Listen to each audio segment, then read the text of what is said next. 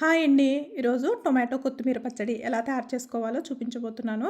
ముందుగా stove on చేసుకొని pan పెట్టేసుకొని ఇందులోకి 1 టేబుల్ స్పూన్ ఆయిల్ వేసుకొని ఆయిల్ వేడెక్కిన తర్వాత 2 టేబుల్ స్పూన్ల పల్లీలు, హాఫ్ టీ స్పూన్ జీరా, అలాగే 1 టీ స్పూన్ ధనియాలు వేసుకొని వీటిని మంచిగా వేయించుకున్న తర్వాత ఇందులోకి 7, 8 పచ్చిమిర్చిని కట్ చేసుకొని వేసుకోవాలి. పచ్చిమిర్చి ఇలా వేగిన తర్వాత వీటిని ఒక బౌల్లోకి తీసేసుకోవాలి. ఇప్పుడు మళ్ళీ అదే ప్యాన్లోనే హాఫ్ టేబుల్ స్పూన్ వరకు ఆయిల్ వేసుకొని ఇప్పుడు 4 మీడియం సైజు టమాటాలు వేసుకొని ఒకసారి బాగా కలిపేసుకొని ఇప్పుడు ఇందులోకి కొద్దిగా చింతపండు, రుచికి తగినంత సాల్ట్ వేసుకొని ఒకసారి బాగా కలిపేసుకొని మూత పెట్టి మెత్తబడేంత వరకు మగ్గించుకోవాలి.